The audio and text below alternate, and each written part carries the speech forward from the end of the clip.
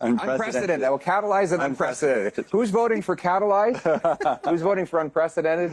It's back. Welcome back to Moose and Loose. My name's David. Today we've got the Liberals bringing back internet censorship. And this time they have a majority government so they can push it through. Of course, they're going to disguise this as trying to protect Canadians. We all know how this is going to go. Got some clips from the House here. We've got Pierre giving a speech. We got a bunch of other stuff. Let's jump into this. Starting this episode off, we got Melissa posting this. Skip the dishes, lays off staff, closes grocery delivery service centers in Canada. Skip Express Lanes brick and mortar fulfillment centers to close as business expands. Loblaw partnership. They can't even make it work because groceries are so expensive. In 2021, they announced they would open 38 fulfillment centers. Yep, that's going out the window. Got Mr. Bench posting this one. So Mark Miller came out with this. He tabled draft regulations that will guarantee workers and consumers the right to work and receive services in French. So as Mr. Bench pointing out, essentially forcing French into private businesses. Banks, telecom, airlines, starting in Quebec, then expanding into other regions, not public sector, private companies. This would require employees to work in French, businesses to operate in French, and customers to be served in French. I can tell you, I don't know anyone who speaks French. Not around here. I don't hear French ever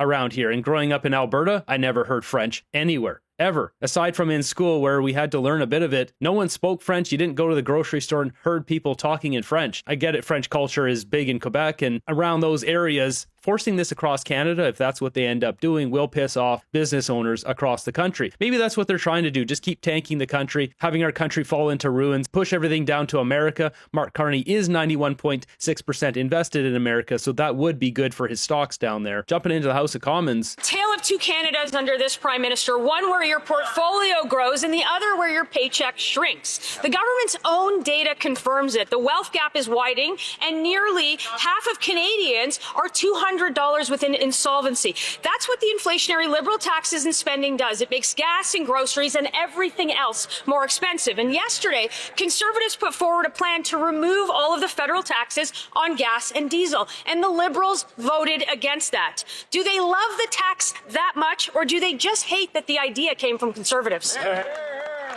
Speaker, we're not waiting for the Conservatives. We've already cut taxes by 28 cents a liter. That's not it. We've cut taxes. These guys brought in these taxes, the carbon tax, and then they cut it and like, oh, we're going to pat ourselves on the back now that we cut our own tax. And then cutting the excise tax, I mean, it's pathetic. When questioned on it, then Carney says, oh, you want to increase the deficit? I'll show you another clip afterwards that debunks all of that. For 22 million Canadians, we've cut the GST. We've introduced the groceries and benefits benefit. And we've reduced the cost of a home in my riding and in all of Ontario by $200,000. Look at this guy's face, so arrogant. They're not cutting anything. The builders are increasing the prices with these subsidies, rolling out money across their Build Canada homes or whatever it's called, housing accelerator. It's all the same thing. It doesn't reduce the cost of anything. Now, in reality, we've got Adam Chambers here dropping the truth. The government could cut the taxes right now and not increase the deficit. Mark Carney was lying in the House of Commons yesterday, once again. That we can inspire the government with some ideas, but we don't think they went far enough. And it's a bit of a good back and forth today in question period about the chuckle about the Prime Minister finally finding some fiscal responsibility after doubling the size of Prime Minister Trudeau's deficits. But I would say, since gas prices have gone up, government revenues are expected to increase about $9 billion. That means that the federal government is actually going to make $9 billion more than it otherwise would have. What Conservatives are asking is to return just about half of that, $5 billion, which is the 25 cents. Our proposal actually is not increasing the deficit. The government is actually making more money because the price of gas has gone up. If you think about GST as an example. So essentially making more money off of those taxes on gas because of the price of oil. So cutting it, as he said, would not increase the deficit. It would just give us money back because of the inflated prices. But that's not what the Liberals are going to do. You think about GST as an example. Because the price goes up, the government taxes more. This is the same thing that happened during inflation.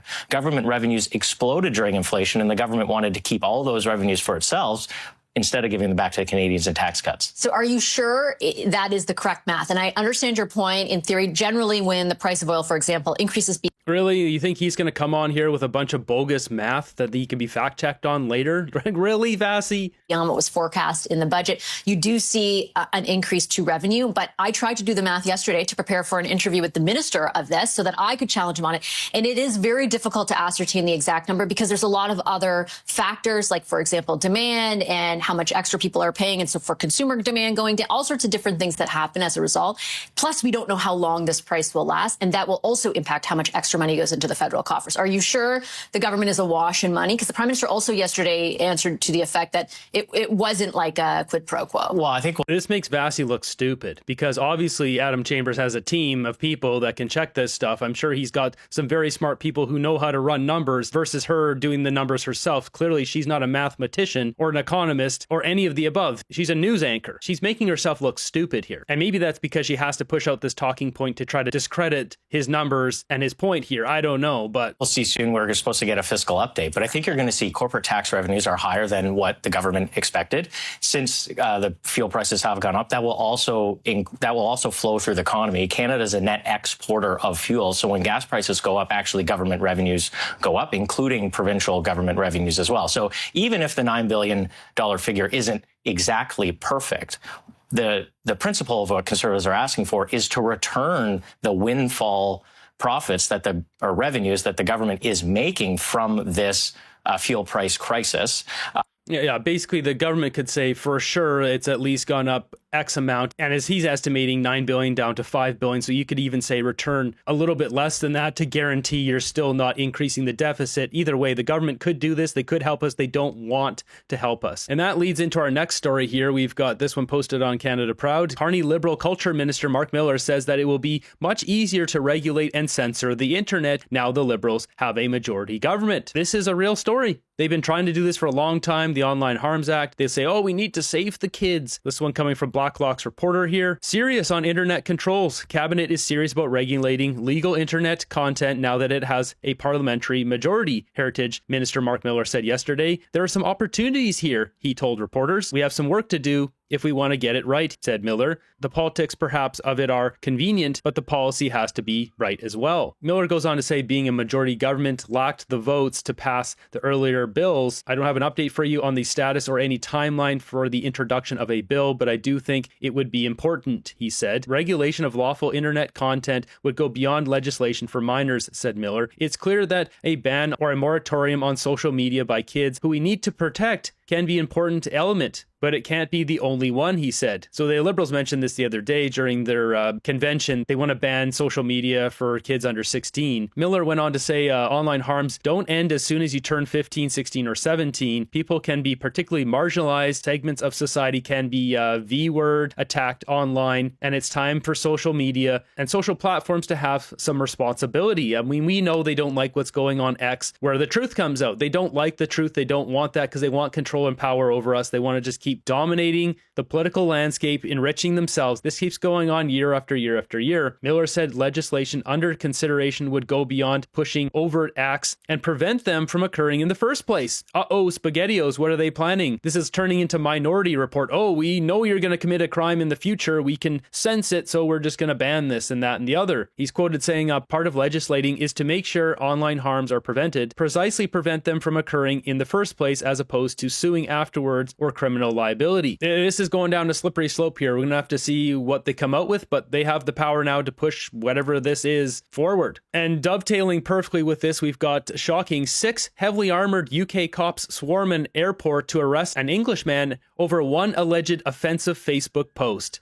Sam police locking Lee up for Facebook posts. What an utter joke. Well, the joke Can you believe this? Is that everyone's on police here, so if you could be counted it better, that'd be, it's probably funny what you're posting, wouldn't it? It's a joke. Yeah. Utter joke. Jokes are funny. Absolute utter pathetic joke. Jokes are funny, racist. Jokes are funny. This guy said R word, so some sort of R word post. Well, that's in the eye of the beholder. I don't know what this post was. I'm not going to defend it. I don't know either way, but it doesn't matter. Unless he's outright saying he's going to end somebody's life or he's going to do something terrible to society. This is ridiculous. Prove it. Show me a post where he's put what's racist. Well, there is some proof apparently. All right. Are you satisfied spoiling people's holidays? Well, are you satisfied? All for a Facebook post. Let's say this allegation is true. Would you be satisfied that people offended by what's been said? What's so This is what's coming to our country. How do these officers sleep at night? They have zero pride, zero honor. I don't know. Now, in contrast here, we got Mark Nixon dropping this post here of Pierre Poilievre painting a future of Canada, what the future should be. You need a little bit of hope in this country. Here, Rana, and it brings back memories of a better time, a time when our country was affordable and autonomous, and when we were able to stand our own 2 feet as an economy. In fact, that is really the theme of my speech today. We are here today gathered at a time when we're in need of both optimism and realism. In fact, it has been said that optimism without realism is a fantasy. Realism without optimism is surrender. I ask today that we do both of these things. We bring forward optimism for what our country can be and realism about where we are today. The good news is that Canada should be the richest, most affordable, and autonomous country anywhere on earth. We have more resources per person than any country in the history of the world. It should be laughably cheap to buy a house, to heat that house, and to drive a car off its lot. Food prices should be so affordable that price is an afterthought when you walk down the grocery aisle with all the farmland we have. Our mission should therefore to make Canada affordable and safe at home and unbreakable abroad. That is our potential. Now, let's look at our present day reality. On electricity, we have the world's 3rd largest supply of uranium, the most rivers to power hydro, the cheapest natural gas anywhere on Earth to power stations. And yet, this year, for the first time ever, Canada is unable to produce enough electricity to supply itself. Meanwhile, we've got Doug Ford threatening to cut off the electricity down to America. We've got David Eby cutting off procurement to America. We used to sell electricity in British Columbia down to America. Now it's flipped. We're buying electricity from them. As Pierre's stating here, we're not producing enough anymore. We have the 4th most oil anywhere on Earth, and yet we are now importing from Saudi Arabia and Nigeria. We have the most oil in the G7, and we are the only G7 country without an oil reserve.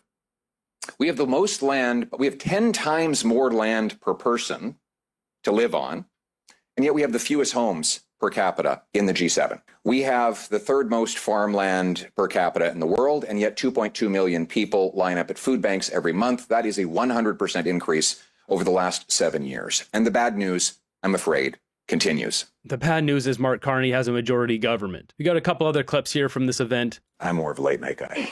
Double or double espresso? Double espresso. More stressful question period? Quadruple espresso. Quadruple. Sorry. Keeps the energy Is that an going. option? Yeah, I've got 2 kids. Right. So, more stressful question period? by the way, Toronto traffic? our son is actually making us coffee in the morning now. That's great. It's like a little butler. Incredible kid, yeah. Well, most days I'm his butler, but he's doing that. A couple more of these rapid fire questions. There's some funny ones in here. Right. More stressful question period or Toronto traffic? Well, obviously Toronto traffic. Question period is fun. Most overused word in Ottawa right now? Oh my goodness. You want to give me some hints from the crowd here? Unprecedented. Unprecedented. That will catalyze an unprecedented. Who's voting for catalyze? Who's voting for unprecedented? All right, we'll go with unprecedented. One word for Canada's economy today? Can I have a combined Yes. adjective, hyphenated? Yeah. Below potential. Okay, and what it should be? It should be the most affordable in the world. And Leafs next year, yes or no? That's an easy one. I think you know the answer to that. All the Leafs fans here. So, well, look, I know we're tight on time. Thank you, Pierre. That was great. I think Another great speech here by Pierre at this Canadian club in Toronto. Maybe by the time the next election, Canadians will wake up. Because for now, we're stuck with stuff like this. Mr. Speaker, that Conservative leader and House leader questioning our Prime Minister's economic education and experience is like a third-line beer league hockey player questioning Conor McGregor's hockey skills. On this side of the House, we're focused on affordability for Canadians.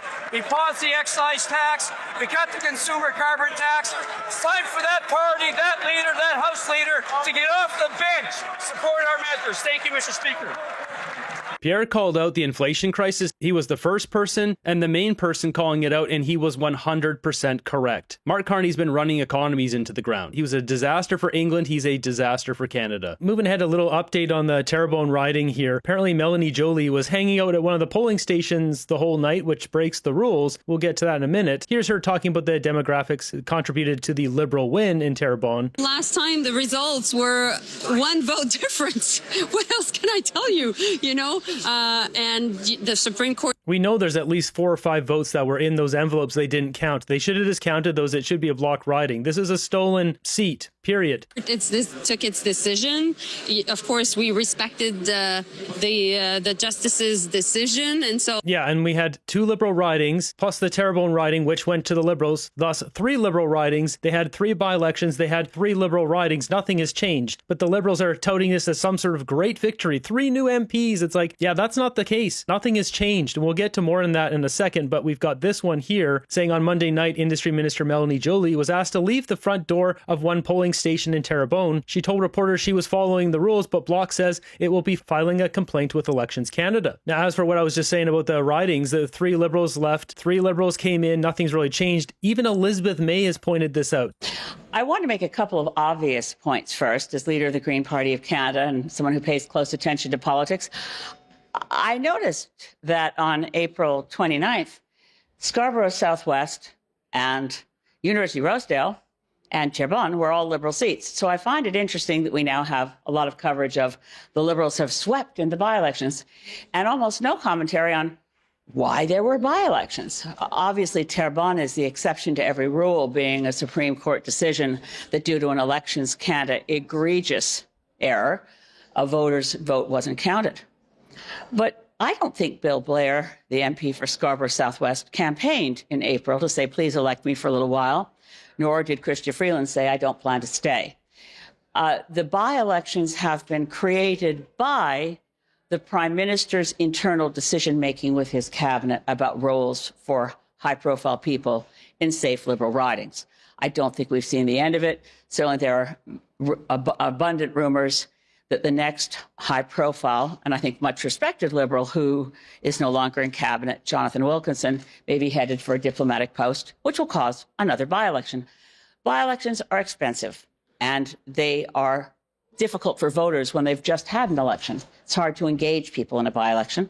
So I make those comments just to say the seat count has changed, not partially because of floor crossing, but only because of floor crossing. Wow. Elizabeth May dropping truth bombs here. Never thought I'd see the day. 100% accurate what she's dropping here. The media is not asking these questions. Why did Bill Blair campaign? Why did Chrystia Freeland campaign and then suddenly have a by-election and drop out? This is all planned on the Liberal side. We got Wilkinson, same thing. The media is not saying, oh my God, it's going to cost us $6 million, $2 million apiece for each of these by-elections and go after them like they did Poilievre. Oh, the by-election, it cost taxpayers $2.2 million. He's so evil. The media is so corrupt in this country. And I should bring up another story here, the one coming out of Hungary. The guy who recently won the election in Hungary, this guy, Peter Magyar, was a member underneath the other guy's government, and then he left, went to the other side, won the election, got the support of all the lefties, and people are now saying he did this as a big 4D chess move, and he's actually a right-wing guy, and he's sticking it to all the leftists. I don't know for sure on this. That's what it looks like, though. I mean, he's gone on mainstream media here and told them he's going to defund them to their face. So first off, he starts mentioning here that he was treated like garbage by the media. He says, in case you've forgotten, there was a demonstration here too. I have no personal resentment, not even for the fact that you insulted me personally, my family, those close to me, and private citizens here morning, noon, and night. She goes on to say, we didn't insult your family. It just turns into this whole back and forth here. This factory of lies will be put to an end after the formation of the TISA government. Then he goes on to say here, we will immediately suspend this deceitful news service that is going on here. And we will create independent, objective, impartial conditions together with other parliamentary parties and other professional organizations. This propaganda that went on here, if you permit me, I will finish.